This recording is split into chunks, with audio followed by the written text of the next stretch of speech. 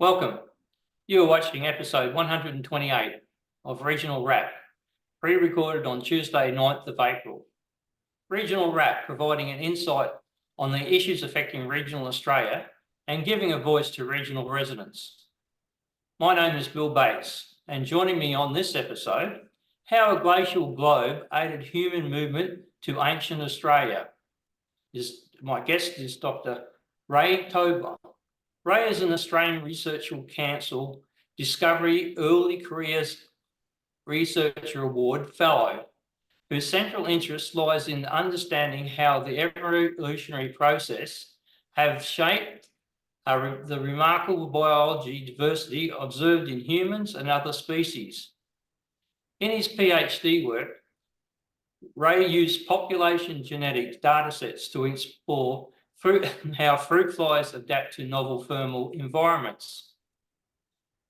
Active projects include working with Indigenous groups across Australia, New Guinea, and the islands of Southeast Asia to build a detailed understanding of the human population history of these regions, including the original settlement and subsequent movements and interactions.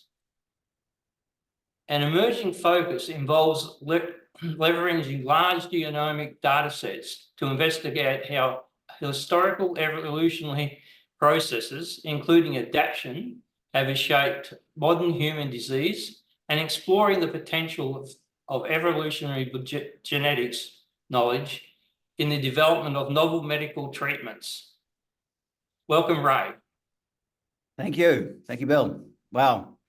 If you could just start off and give us a bit of, thank you. If you could just start off giving us a bit of a background of your maybe a bit of misspent youth and then how you ventured out on this trail of studies. Yeah. Well, I'll give you the canned version.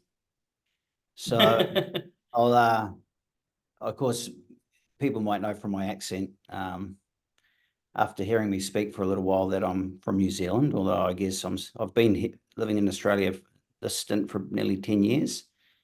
So I grew up in New Zealand, and my mum's Kiwi from European extraction. My dad's actually Aboriginal Australian. So they met over in Australia and moved back to New Zealand. That's where I grew up until my early 20s, moved across to Aussie, worked here for a while, and decided at some point I was going to give university a crack.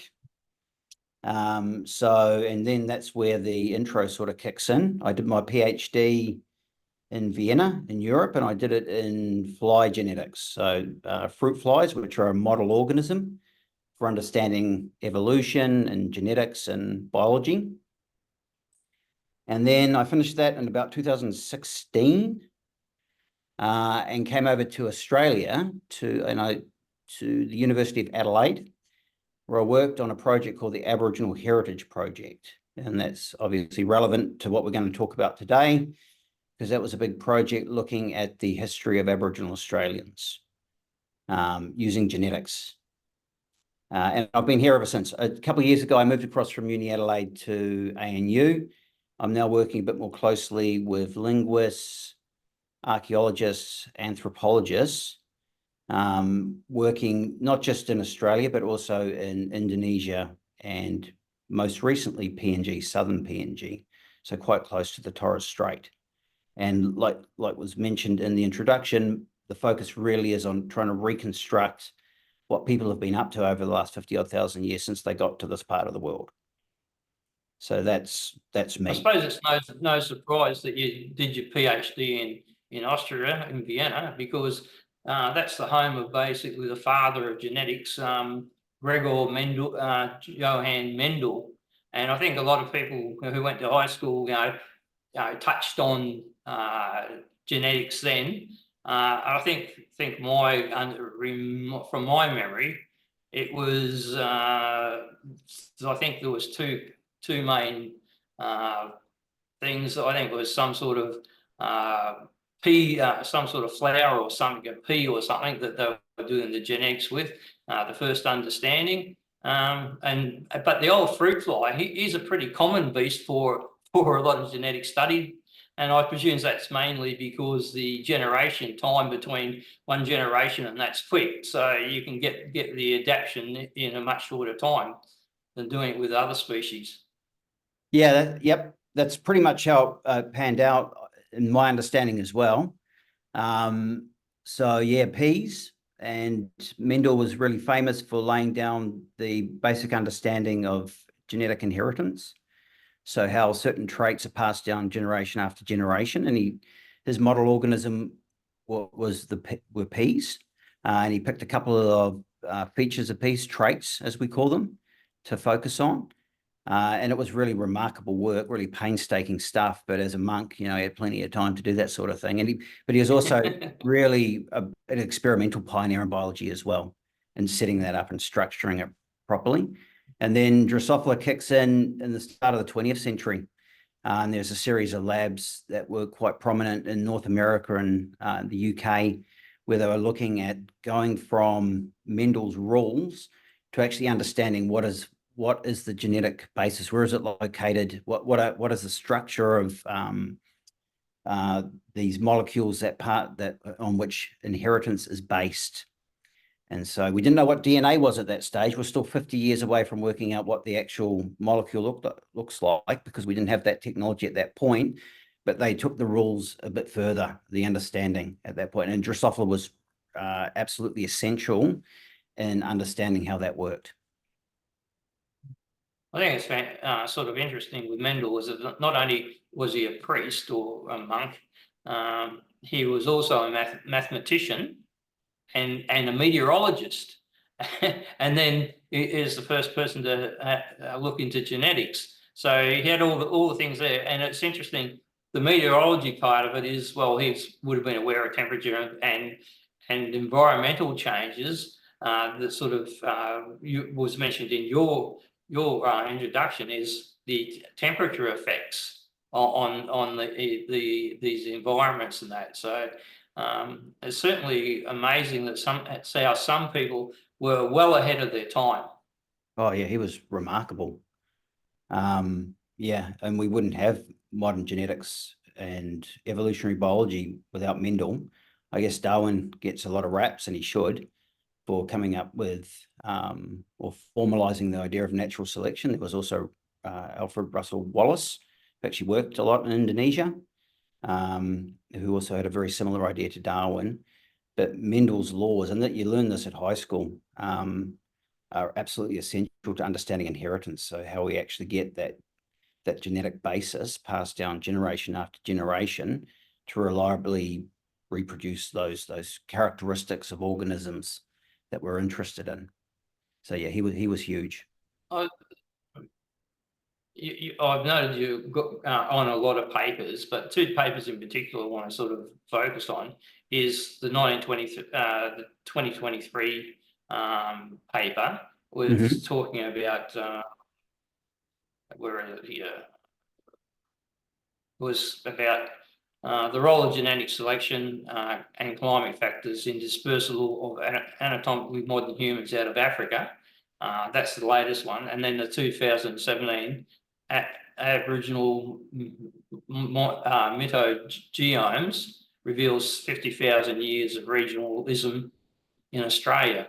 So they're probably two that we probably should talk about.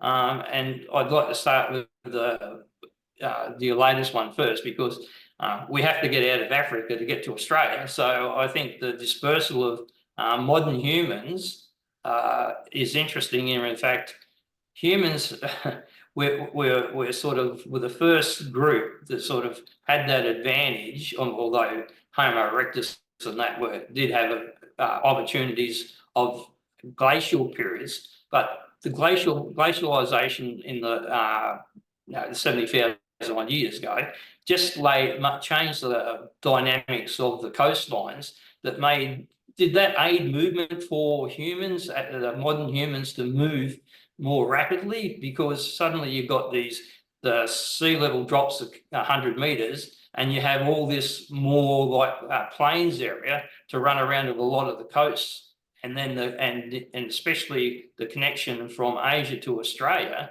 there was still barriers of water, but their distance wasn't so imposing as it is now. Yeah, so the two papers that you speak about, the first one, or the one that deals with human movements out of Africa. So it's a genetics-based paper like most of the work that we do, but it also draws on some archaeology, some environmental or paleoclimate research, because it was trying to really understand what was going on. You've got archaeology, you've got paleoclimate, you've got genetics, trying to put these things together to get a coherent picture of what was happening roughly 70,000 years ago, when different lines of evidence converge to say that humans are our ancestors getting out of Africa and moving into Eurasia and around the rest of the world. And so the climates obviously go through different periods of warm and cold cycles. And there's a lot of discussion about what it is in climate-wise that is useful or benefits humans as we're trying to move into new areas. And obviously, if you've got regions that or conditions that are similar to what you're experiencing in our native environments in Africa, this might promote people to move further afield.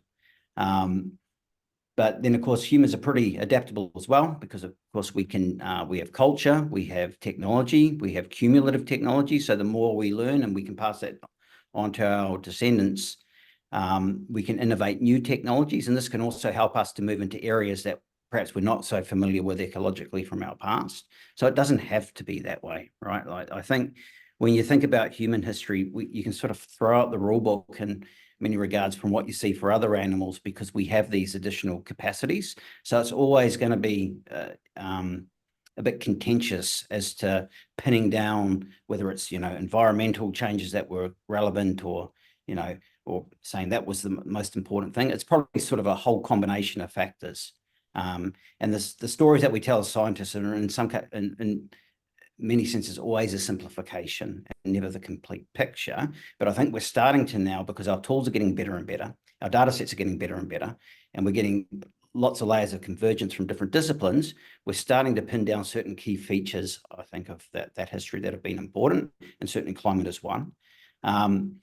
What we propose in that paper is, in the PNAS paper that you mentioned from 2023, is that there was a period of around about probably 30-odd thousand years, of 40,000 years, when the ancestors of humans living outside of Africa effectively separate from the ancestors of the people that stay in Africa, so modern Africans.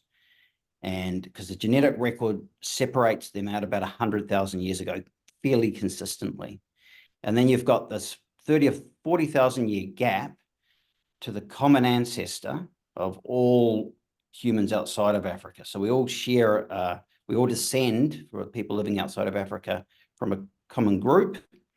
But this group doesn't, genetically at least, doesn't seem to radiate around the world until about 60,000 years ago. So this leaves us 40,000 year, 30, 40,000 year gap.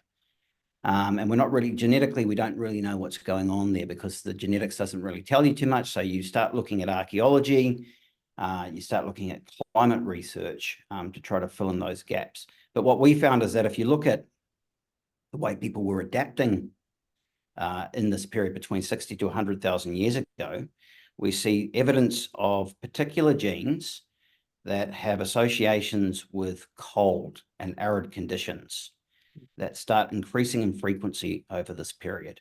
And so this is prior to everybody spreading around the world. So we don't know exactly where people are at this stage, but we speculate that they may be somewhere in, since they're separate from the ancestors of Africans, they may be out of Africa by this point, but maybe not in Eurasia proper. So maybe somewhere like the Saudi Peninsula, or maybe even in Iran, or somewhere just in sort of the hinterlands of Eurasia, say. And they're experiencing this period of, it's colder than what their ancestors had experienced in Africa, but they're starting to adapt biologically to these colder conditions. And we think that maybe that also played a role in allowing people to actually disperse successfully across Eurasia. Because one of the things that is fairly clear. If you look at our cousins, Neanderthals, where we actually have a very good fossil record. So these are our cousins that separate out. We share a common ancestor going back 700,000 years. And then they separate from what we call anatomically modern humans. These guys are dispersed across Europe and a lot of Eurasia. And they are really cold adapted. So if you look at, all we've got are the bones, but now we've got some genetics as well, some DNA, and based a lot on just looking at their morphology, they were well adapted to cold conditions, and it's not surprising given that where they were living. So they had been in these conditions probably for hundreds of thousands of years adapting, but now it's looking like maybe humans went through about a 30,000 year period where they're also adapting to cooler conditions, and maybe that was useful for helping us successfully disperse around the world. Decide we want to go on a summer holiday.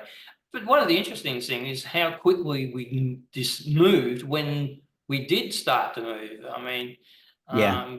what would the triggers of moving so rapidly? Would it be something like if because we hadn't started cultivating or domesticated herds, we had to rely on the landscape to provide food.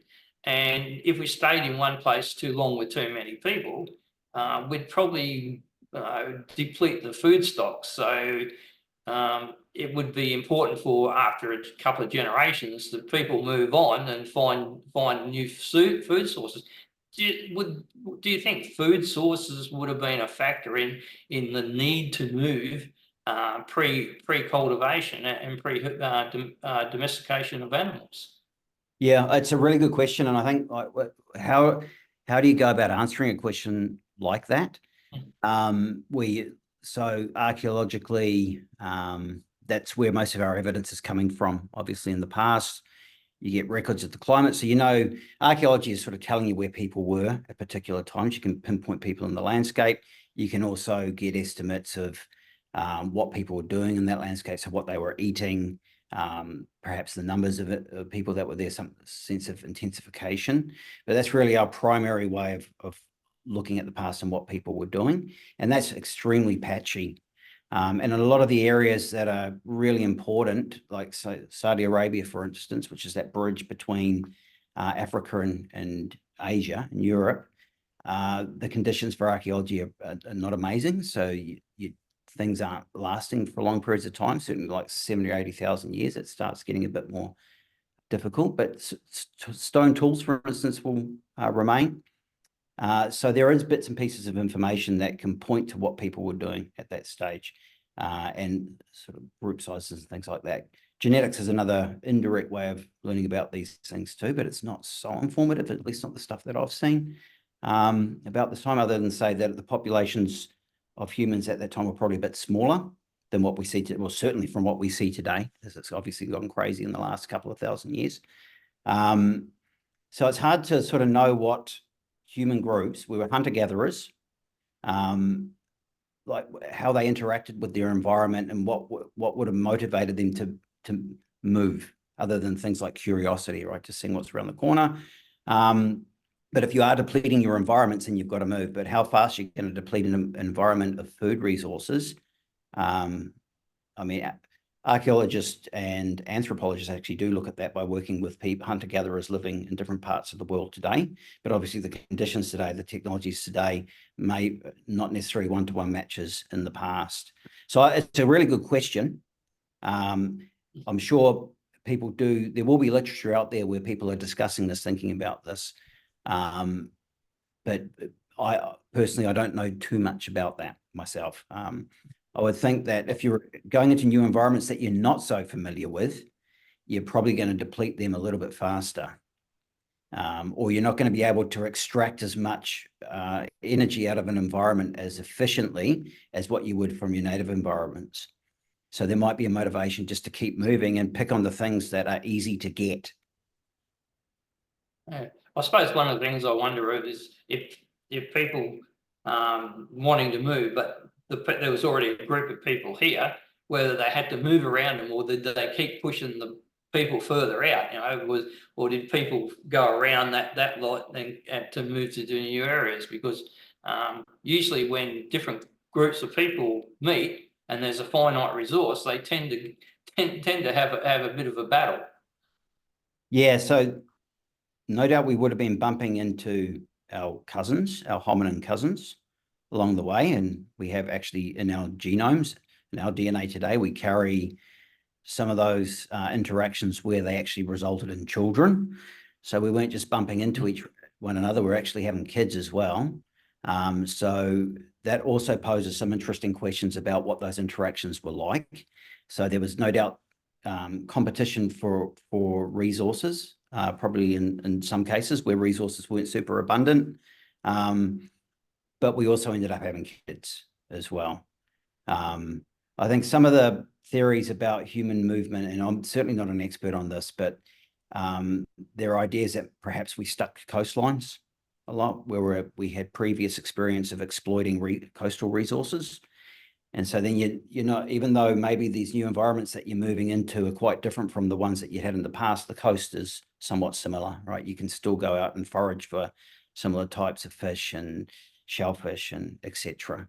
And so maybe that was important for corridors initially for people moving around the world. They may have followed a lot of coastal paths or even along rivers as well, where the resources might be a bit more similar.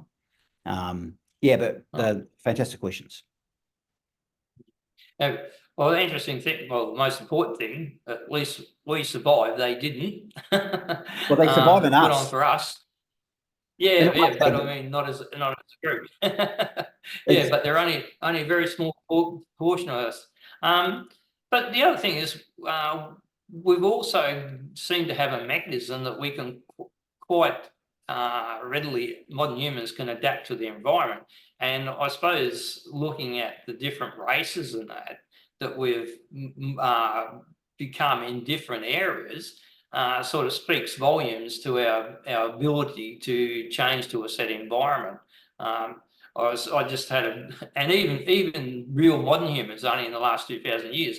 I was just reading a little bit there that the minimum height for a Roman soldier at the height in about just around the time of Christ was actually 5'7". That's fairly tall when you compare it to when we got to the little ice age and a lot of the heights of people. If you go to England, like you don't want to go down to Cornwall and stand up walking through a doorway because it's only made for people about 5'3", I think. You get a good bump on the head. So things like nourishment and that obviously affect us, and our body changes to adapt for that. And then you see that also in different races there's different characteristics. And even modern humans, we're going to go and change all the time. We've lost our prominent jaw. Most of us can't fit all our teeth in our head that we normally have. Is this one of the things you find when you're looking at things like fruit flies, that the factors that do change readily, and what causes them, and what the environment is that triggers those changes? Yeah, so like the whole idea with adaptation is it takes quite a while. It takes quite a few generations before you start seeing a big change occurring in a particular population. Because if you take a simple model, you could have a particular gene that carries a difference in that gene in a particular population. One variant of that gene, say it's something that, like I was talking about before, cold temperatures, it may lay on extra fat, right? And the other copy lays on less fat. And those people that have the extra fat, on average, have a few more children than those that don't. So over time, what happens is that variant that adds the extra fat starts increasing in its frequency in those populations across time. But it's a pretty slow process. There are other ways that can make it a bit faster by having a few more variants that contribute, or different genes that contribute to the trait. But in general, you're talking about hundreds of generations. And when you're talking about humans, that's thousands of years, right? So you need a consistent pressure, so that whether it's an environment, in the example I'm using, it's a cold environment, right? So it has to be consistently cold over thousands of years to drive those changes.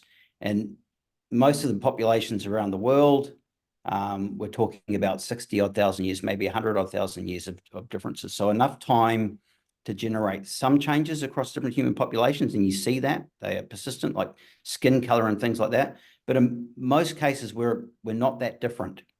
And so there's a lot of debate in biology about the use of, like, how meaningful is race as a category. And no doubt this is coming up a lot more in discussion these days because it's been highly politicized. But just from keeping it purely to the biology, if you just look at like genetic differences between groups around the world, yes, there are some differences, right, that result in skin color differences and things like that. So they're definitely there.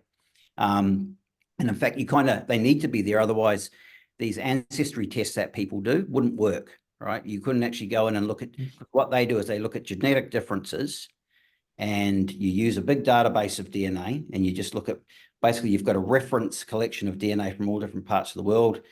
You provide your DNA and you just compare your genetic information to this database, and you're kind of taking the closest match. And that's where your ancestors are most likely from. All right, this is effectively how it's done. And if there was no genetic differences, there would be no information to work with. We'd be no way of telling those differences, so they're there. But in most cases, we're very, very similar. Even if you compare yourself to a chimpanzee, we're talking on the order of only 1% of our genome is different, right? So we're actually really, really similar, and it's a few things that actually drive the differences, which is something that I think. Sorry. I think that's probably one of our failings in the general political sphere is we don't concentrate on what we've got in common. We're always looking at what's different, and that's probably a real problem for us. We shouldn't be doing that, but we should look at all the things that make us humans and not the things that differentiate us by a tiny fraction. Yeah, I agree. And it comes down to, I guess, what point you're trying to make with that information that you're using, because you can certainly use genetics to talk about differences. Like, we could identify those regions that are different and talk about people experiencing different environments, and so they've adapted over time to those different environments, etc. Or we could use it to talk about how genetically, like overall, how similar we are to one another relative to, say, like a chimpanzee or, say, to a gorilla, right? Like, all these things are relative. There's no absolute measure of genetics, for instance, that you can use to say that's a different race or that's a different species, for instance. Like, even categories at that level genetically don't make much sense.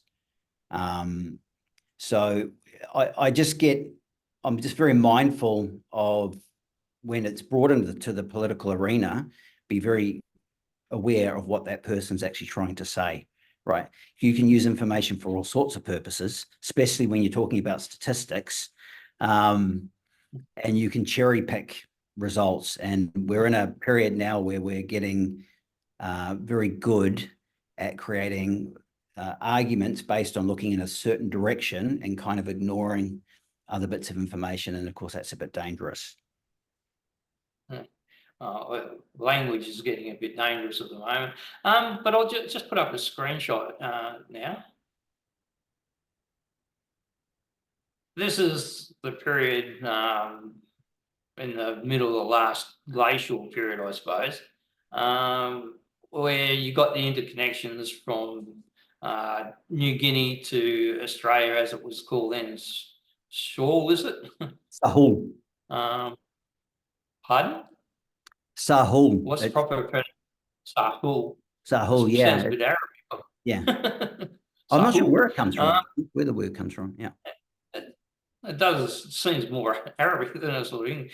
And of course, Sundra, well, we know the Sundra Straits and all those sort of things. So all this land mass was connected, but you still got a reasonable, I mean, you can island hop, it's a bit closer, but gee whiz, you still got some barriers. And if you're looking when Indigenous Australians arrived here some 50,000 years ago, I don't think we were that good at boat building. So I don't know whether we just had logs or reeds, but we're still, I wouldn't want to try to swim it or anything like that, even though some of these islands were interconnected and I don't know, it still look like you've got about 50, some areas you've got about 50 kilometres of open sea to get across, which would be pretty challenging for someone 50,000 years ago, I think.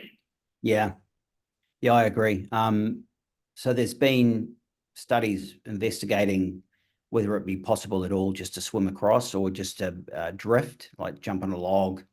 Like this, at an extreme, you can imagine there's a pregnant woman ends up on a log and crosses a strait and to another place and has children, and that's the start of a population. But the different studies that have looked at this in the context of Australia and New Guinea, so Sahul back then, like the one continental landmass, suggests that it was probably on the orders of hundreds of, or maybe even thousands of individuals that needed to get across. And so it's probably a much more concerted and intentional movement rather than a haphazard sort of affair. And there's well, humans are social, so and they don't usually do those sort of ventures. You wouldn't sort of be doing it alone, I don't think. So do we sort of have any idea of the size of groups that may have come and how many groups? Because it was over a period of time, but also our Indigenous people weren't the first in that area. I mean, you had the other ones, Floresians or something like that, that were a lot earlier. So there was other species there beforehand. So it's sort of interesting. How do you collect enough people together and say, "Whoops, we're too many here. We've got to actually cross the sea," sort of thing. So, do you think we'll ever get a handle on how that push out to sea happened and what sort of volume of people actually occurred? Can we sort of do any sort of genetic tracing to get an idea whether there was lots of individual small waves or a couple of big masses that came? Yeah, there have been some investigations, like some of the work I was mentioning before have attempted to look at like minimal founding population sizes, for instance, like given the patterns that we see today, and archaeology in New Guinea and Australia, what type of numbers, if we sort of extrapolate backwards, what sort of numbers would we need for that to be highly probable? And that's where the numbers that I mentioned before, hundreds to thousands, come up. And when you're talking about that number of individuals, it seems much more like a concerted effort than happenstance, because some of the arguments were, was it just chance? Like this pregnant woman is one extreme, right? But it could be, a few people or handfuls of people that just happen to end up here. But if it's not that, then there's probably planning involved. And there are lots of questions about how smart we were back then, but there's no reason in my head to think we're any different, not as smart as we are today, right? We were just as smart then. What's probably changed is our technology. Well, what has definitely changed. And that provides new opportunities because technology is cumulative. It takes, it builds on itself. And we've had 50 odd, 60 odd thousand years since then to develop new technologies. Whether we had boats or not back at that period, I don't think there are records suggesting that, but you should get an archaeologist on and have a chat because they might say there are. I'm not aware of that. And I think if they were made of natural fibers, because you're not making it out of stone. So if you're making it out of wood or bamboo, what have you, then those records aren't gonna remain into the present. But it could be, particularly if we were living on the coast or if we were prior to that, or in, around lakes where there would have been the possibility to develop that type of technology. Thing is, it has to be ocean worthy, right? Like it's one thing to build something to go and stay in a lake and support yourself. It's another thing to get across straits. But it's, to me, it doesn't seem like there's no reason to rule out the possibility that that's what people were doing. The interesting thing, and this is again why you should definitely get archaeologists on, is we kind of stop at Sahul, right? There's Melanesia, the Polynesian Islands. There's a lot of stuff out in the Pacific. People get up into Melanesia, what they call near Oceania, but then you've got far Oceania, which is Polynesia proper, so Samoa, Tonga, Fiji, etc. And people don't get there until 3,000 years ago.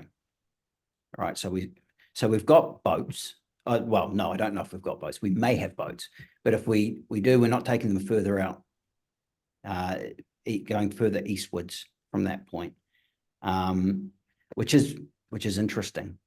Because by the time it is settled 3,000 odd years ago, the Austronesians, they were master navigators. I mean, not only do you see the peopling of the Pacific from Hawaii to New Zealand to Easter Island, they settle the Indian Ocean and get as far as Madagascar.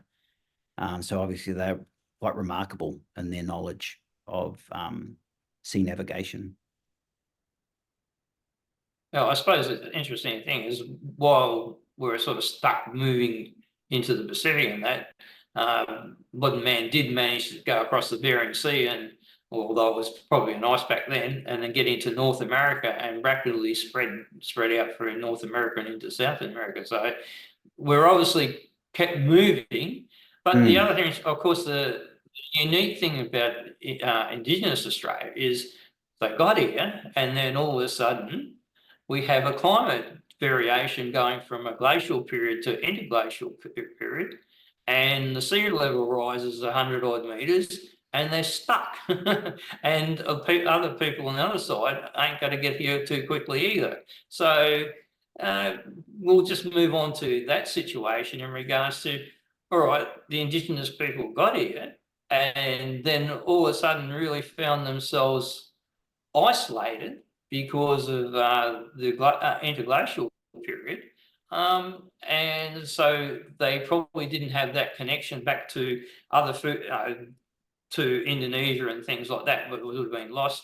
Also, even New Guinea wasn't sort of there to as a food source or interaction. We're just now locked onto mainland Australia.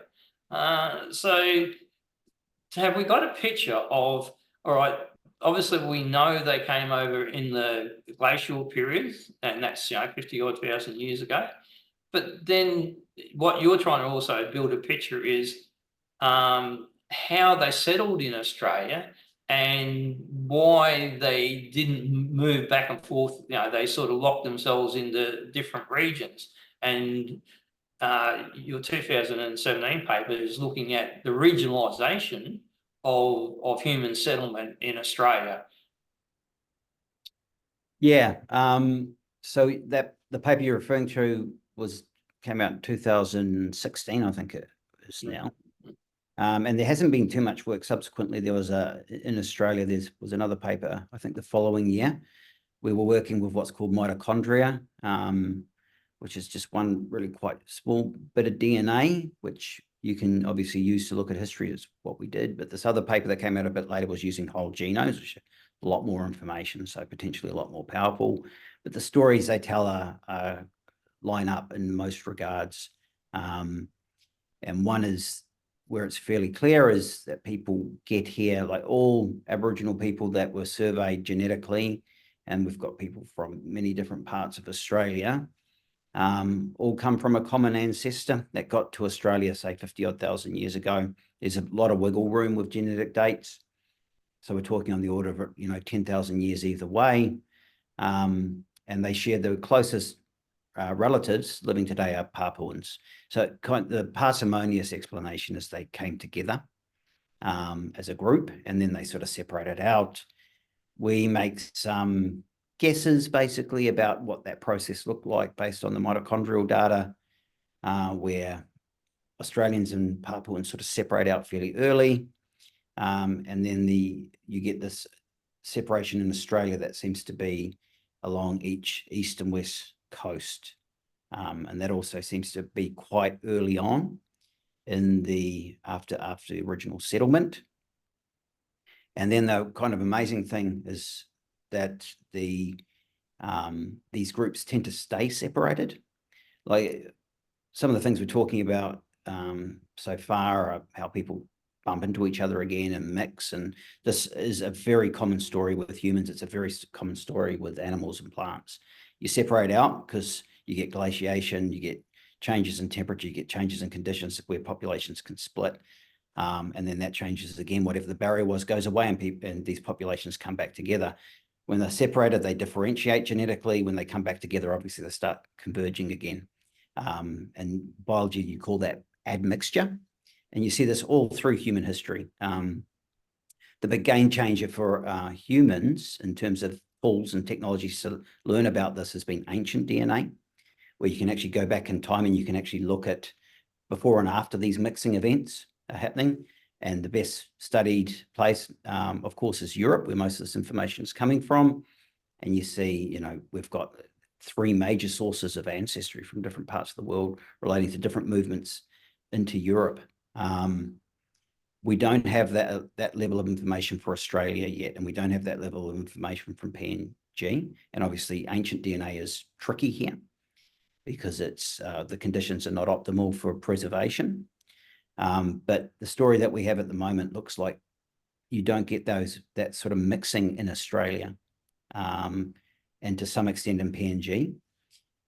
So it seems to be quite different here. Populations seem to have been able to retain that genetic distinctness for tens of thousands of years. And again, if you're thinking about models and explaining that, the parsimonious model is that people have kind of got to where they are to a particular place in Australia, basically laid down roots and stayed there. And those roots could go back 50 odd thousand years to the original time of arrival.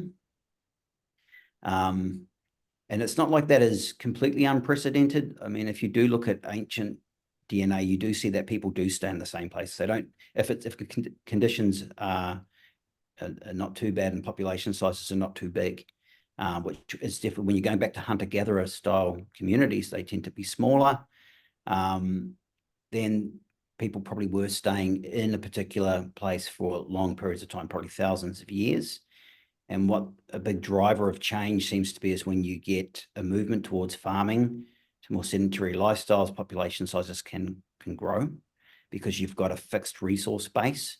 And in good years, you've got lots of that, and it can lead to larger societies. You get more structured societies, you get armies, then you get movement and mixing. And it looks like those sorts of things didn't happen in Australia or PNG, although certainly not necessarily farming, but domestication of plants and things like that did occur, right? But it's just, we don't know enough yet from the genetics, but I'd say there's probably plenty of interesting stuff in archaeology to fill in a lot of those gaps. But in genetics, we don't know enough. We don't have enough information to really have strong views on what's going on here and in PNG yet. But it is interesting how different it is from other parts of the world. But still a lot more work to do. I suppose the other thing is when you talk about settlement 50,000 years ago, Australia's landscape would have been somewhat different. So, I mean, you're in a glacial period, the overall temperature would have been lower, would have been conducive to moving, and also there might have been a bit more plant life, which spawns other more food. I mean, if you look at some places of Australia now during this interglacial period, gee, it's be a pretty hard life to eke out a living in that in sort of Central Australia or Northwest Australia, or even some parts of the Northern Territory. It's not exactly abounding with food resources or lush green fruits or anything like that. So, but I suppose 50,000 years ago, the landscape might have been a bit more forgiving to allow that rapid movement, and then I suppose moving into interglacial period where it got warmer and maybe resources and rainfall might have been dropped off, you probably would have had to lock into where you are and stand your ground and not wander off anyway. Yeah, I think, again, speaking to the genetics, which I'm most familiar with, when we looked at, so studies in Australia, New Guinea and Indonesia sort of point to the period around about 15,000 years ago, which is towards the end of the last glacial maximum. So it got really cold. The little bit of archaeology that I am familiar with in the interior of Australia showed that, it was not the easiest place for people to live in. So there had been people there probably previously, but then during that period, probably a lot of those areas were depopulated. And the genetics, the mitochondria shows or suggests that people came back into the interior from about the end of the LGM, from about 15,000 years ago, which would make sense if it's getting a little bit more livable in those regions. Archaeology in Indonesia, all the islands between Asia and Sahul, you get big changes in the archaeological record in various places that have been surveyed there. It seems to be a lot of changes going on in numbers of people, sites being occupied, etc. And you've got, at the same time, obviously sea levels there are a big factor. They're rapidly rising. That's changing the coastal environment. And I think you actually see that quite nicely in the archaeological record of how the type of subsistence that people are practicing. In PNG, genetics suggests that sometime around either the end of the LGM or shortly after, there's a lot of separation between groups. So kind of maybe a major period of demographic change where populations are moving, maybe from places that are easier to live in into maybe up into the highlands, for instance, which might not have been so easy to occupy during the glacial periods. But one of the things about PNG is why would people move up into the highlands, is that you've got the pressures from mosquitoes, like all the pests and like viruses carried by mosquito are probably a big pressure to move away from coastal environments up to higher altitudes where you can avoid that. And so genetics suggests that there's all sorts of stuff going on in this part of the world around the end of the LGM.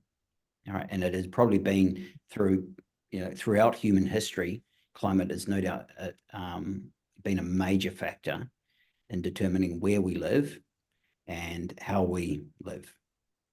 But we're only really, like from the genetics, we're only just starting to get insights into that in the last, decade or so in this part of the world. Well, the other interesting fact Australia's got too, we have another group of Indigenous people who were cut off, and that was in Tasmania. So that would give you a reasonable idea that they're going to be cut off for 7,000 or 8,000 years ago or more. But it obviously lends itself an opportunity to have a look at Indigenous in Tasmania and their connection to the people on the mainland, and see how much they are in common in regards to the people who are right up the north, as far as the genetics go. Yeah, so in that paper, 2016 paper, where we used mitochondria, we had a couple of examples from Tasmania that have been published previously.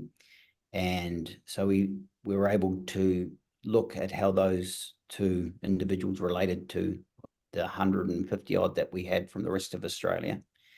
And they just fit the general picture of being more closely related to other Aboriginal Australians, and then the next group out being Papuans, and then out to the rest of the world.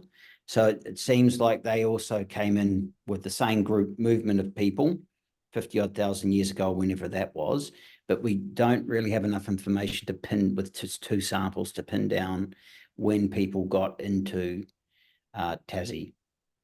So nothing on that yet. And as far as I'm aware, so that there was a subsequent genomic paper that came out, no Tasmanian samples there. And I don't think there's been any subsequent work on with Tasmanian genetic information. So it's still certainly part of one common group, right? So Aboriginal Australians and Tasmanian Indigenous groups are one big family, but when they separate out, it's not clear. I'll just put up another screen share at the moment. That's a sort of daunting picture if you're trying to.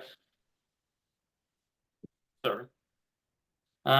If you're trying to map Indigenous movements, I mean, there's an awful lot of different groups, so you need an awful lot of samples to actually connect everyone together. What's the sort of level of interest and studies in regards to collecting enough materials to give you a complete picture of the settlement of Australia, and then the locking down of each individual group to their country, because it seems that they're very positive that they come from a particular area this size and that's their country, and like I say, there's so many of them. What do you think the chances are is finding out when they arrived in these different locations? Well, like from a purely technical point of view, this you can ask this question obviously anywhere in the world because DNA works in the same way. And you're probably familiar with ancestry testing, like those commercial companies. I'm trying to remember some of the names of those companies now. I've just completely forgotten them. Well, Ancestry.com is one, and there's another one, 23andMe. Yeah, 23andMe. So the idea is there, and I mentioned it briefly before, is you basically spit into a tube, send that away to the company, they extract DNA from your saliva, and then they compare your DNA to a database that they've generated. And that database is lots of other people have sent in their samples from different parts of the world. And then you're basically just doing a matching type of analysis where you're saying, okay, where are the closest matches for my DNA versus the reference? And what that is doing effectively is it's breaking up your genome into the contributions from your different ancestors. And the way to think of that, it's pretty intuitive. You get half your DNA from your mum, half your DNA from your dad, and the number of ancestors you have effectively doubles every generation. So you can take those different contributions and match them against a reference and kind of work out where your ancestors have come from. And the idea is that where people are living today is a good proxy for where they were living in the past. Of course, that's not always true. And you could do exactly that in Australia. And people that I know who are interested in learning more about their ancestry, their Aboriginal ancestry, send their DNA away to these companies. And for a long time, they were just told they were Melanesian, which is basically pulling everybody in New Guinea, Australia, and near Oceania together. Right, so no differentiation. I heard maybe a year or a year and a half ago that people were now able to identify, they were getting back information saying they're Aboriginal Australian. But I don't know if it's gone any further than that. And if you compare that with, say, Europe, where particularly like the UK, where you can probably get it down to your village in a lot of cases, because there's so many people who have provided their information, and they provide, where they live, etc., all these sort of culturally relevant bits of information that goes into the database, and then you can do those sorts of comparisons. So you can get really fine-grained in Europe. There's no reason why you couldn't do that in Australia, right? Like you just need a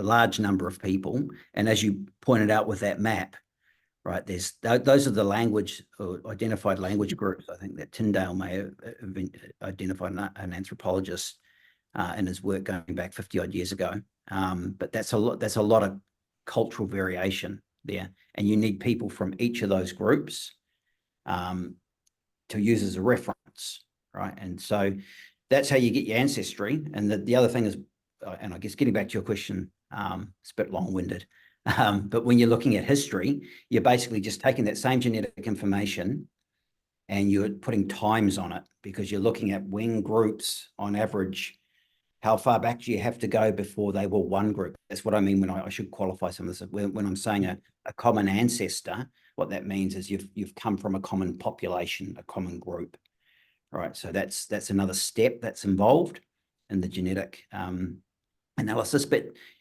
you need to get to that. You need all the information from those different groups to do it. So, and that's a massive undertaking. I mean, it's fairly interesting in regards to people exploring their hereditary background in that. It does cost a few dollars in general, but a lot of people are interested in doing it. I mean, I haven't done it. Probably wouldn't be that interesting. It'd probably be pretty boring. But in regards to Indigenous people, are they receptive to providing this sort of information? I mean, for their own interest or anything like that, or is it something that they prefer not to do? Oh, it varies from case to case. Like the people I met and have spoken with, as part of my work, and I mentioned the Aboriginal Heritage Project previously, which was a project looking at the history and this genetic history in Australia. So as part of that, I travelled around different communities across Australia, and there are lots of different opinions on. A lot of people were using those commercial tests because they were just interested in learning more, not just about their Aboriginal heritage too, right? Like a lot of these people have European ancestors and others as well. And of course, you get a lot more. Oh, it just went dark in here. I don't know. Can you still see me all right? I don't actually know where the light is. Yeah, that's fine. All right. Got... Yeah, sorry about that. Yeah, so there's a real variety of reasons that people want to learn more about their history. I've actually met people who've been able to identify, like stolen generation obviously was hugely disruptive and severed people from their family. So in some cases, people have used that information to identify living family members and reconnect. But that's not just true in Australia, that's true in lots of places. There's also the potential to provide information that you didn't know was there, right? And you weren't aware of. And sometimes that can be unsettling. So that's something you have to deal with as well. Yeah, I mean, it's all right when you go in to get a test and you find that you came from some royal family or something, but when you came from someone who just beat the guillotine or beat the hangman or something, it's probably got not so happy news. Yeah, and we've probably got lots of different, all manner of people with different pasts and moral attitudes, etc. Each of us, right? The one thing that's required is that they had kids. That's all that matters at the end of the day. And we each of us living today is descended from a long line of people who were successful at having kids. So that's so how does it compare doing work in Australia and its vast landmass and a sort of singularity versus Papua New Guinea, which is a lot of, I expect there's a lot of remote work there, and compared to the Indonesian islands, which would have had a lot of scattered people at different times because of weather events and sort of different situations where islands might have to have been deserted, other groups came through or something like that. What's the general workplace comparisons? Is Australia easy to work in? That's more difficult in Papua New Guinea, and it's more fun in, say, Indonesia. How do you find the different locations in regards to doing your work? I just feel lucky to be able to go to these different places. And certainly the attitudes vary from place to place, as you can imagine, but also, like I mentioned before, between different people, there are different attitudes towards genetics and its utility and its value. So I haven't actually ended up working much in Indonesia. I work with Indonesian colleagues who actually go out to all these amazing islands and work with the communities there. And PNG, I've been working in southern PNG, this region called the Fly District, which is basically immediately north of the Torres Strait. And there's all sorts of connections, people living there with people living in the Torres Strait today, because you had basically when PNG and Australia became separate states, you had people who were from the Torres Strait who just happened to be living in PNG because they had fishing villages all along the coast in PNG, but they also had villages in the Torres Strait, but they just happened to be on partition day living in PNG, and now they're PNG nationals, right? So this is some of the sort of the absurdity of imposing boundaries on these traditional cultural regions. But I love working over there. They're incredibly friendly.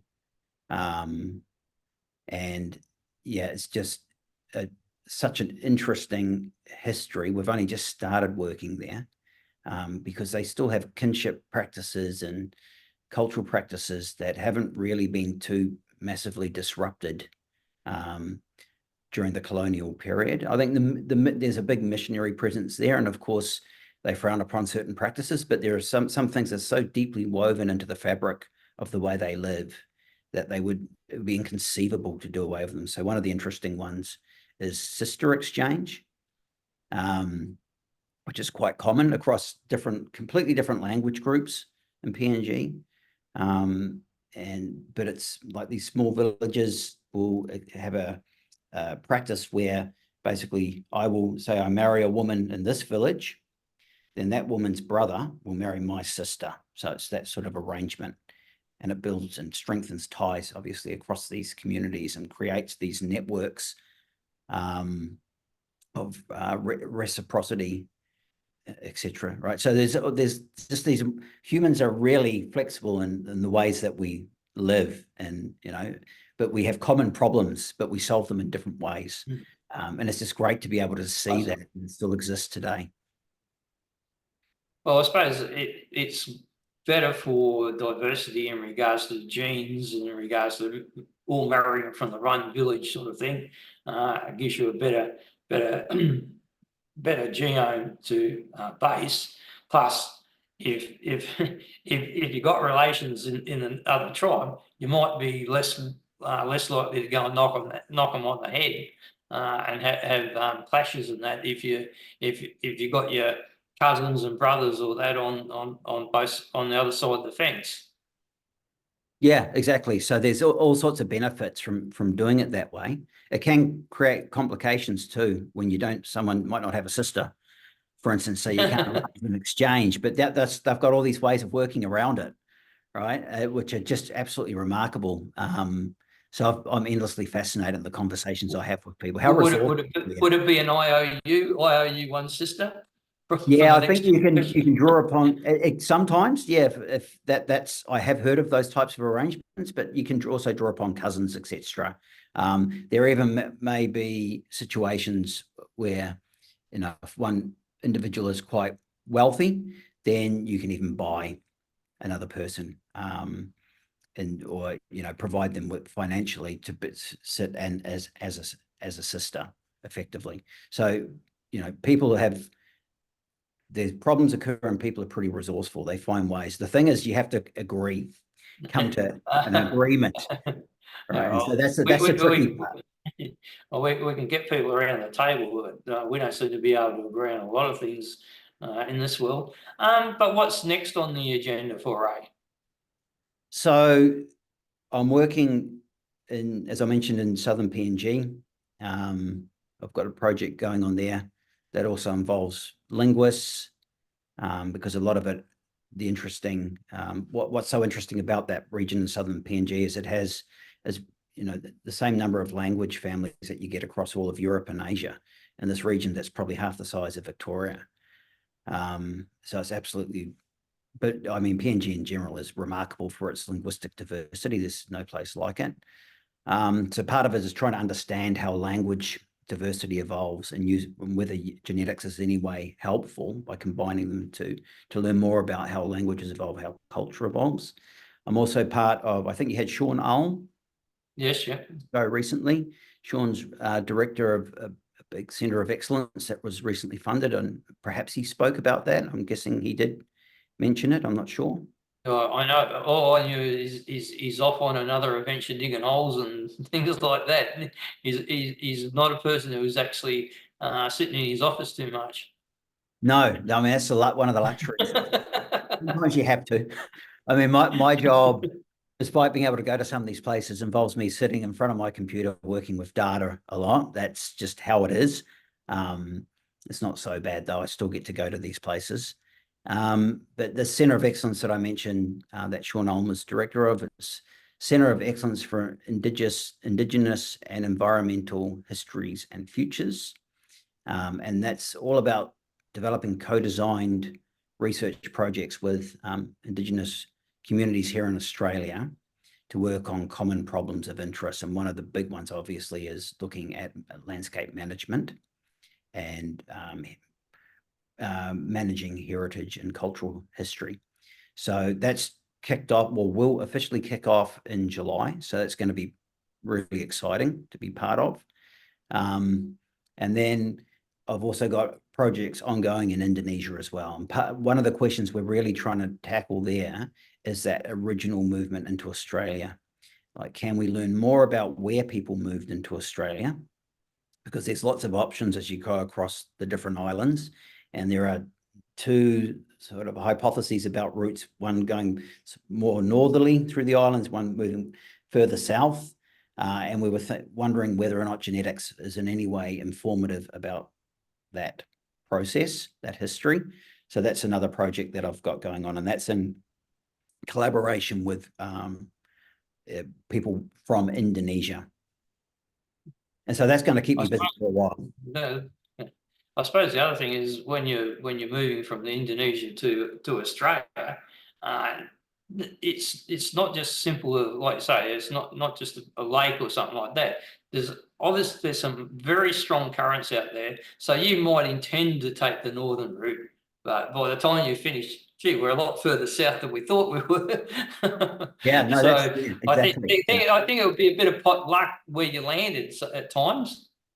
Yeah, I mean, that's one of the questions that people are really interested in is looking at, and it goes back again to whether you're just sitting on a raft, and so you're kind of inclined to end up where the currents take you, or whether people actually were able to propel like large enough numbers of people, and then they're saying, okay, we're going that way, and so that's where they went, because the currents through there are very, very strong.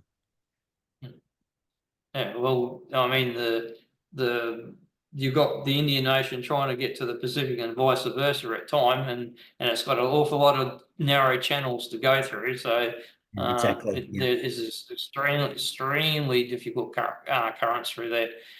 Listen, we've gone just on the hour in that.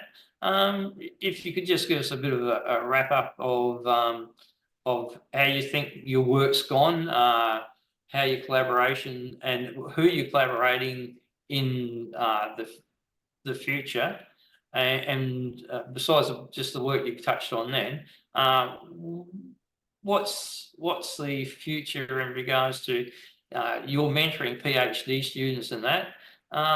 What's the general? Is there a lot of people interested in what your type of work, or do you have to sort of a bit like pulling teeth, or is there quite a good crop of students out there to harvest? Yeah, I think because I work on human history, there's never a shortage of people who are interested in working in that area.